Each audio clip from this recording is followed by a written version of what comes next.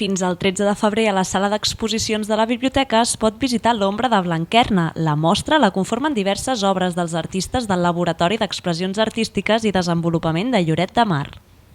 I el que pretenem amb aquesta exposició és mostrar els últims treballs que hem fet i mostrar què és el LEAT. Posem un exemple que a mi m'agrada bastant, que és com un arbre de diferents branques.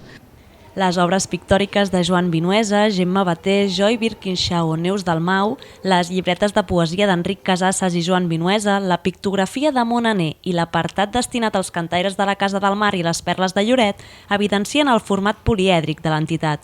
Tot i això, la perla de l'exposició és la cantata de Randa, una obra de Salvador Brotons i Neus Dalmau acabada recentment. Sí, és una iniciativa de l'EAT i comença, diguem-ne, que enceta la branca de música clàssica amb farbalans perquè hem fet una obra molt maca i molt impressionant al voltant de la vida, l'obra i el temps de Ramon Llull, perquè aquest any és l'any Ramon Llull, que fa 700 anys de la seva mort. La cantata està feta per a orquestra, cor mix, soprano, baríton i dues veus recitants i mostra la virtuositat de Brotons. Utilitza el seu llenguatge, que és molt contemporani, però alhora també fa servir referències d'aquesta època.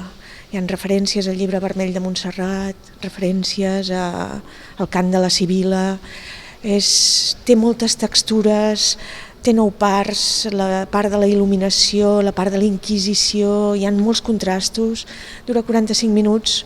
Es preveu que la cantata de Randa s'estreni a Mallorca i després a Catalunya. Divendres 5 de febrer a la sala polivalent de la biblioteca hi haurà una conferència i una petita audició en què el públic assistent coneixerà més detalls d'aquest homenatge al pare de la literatura catalana.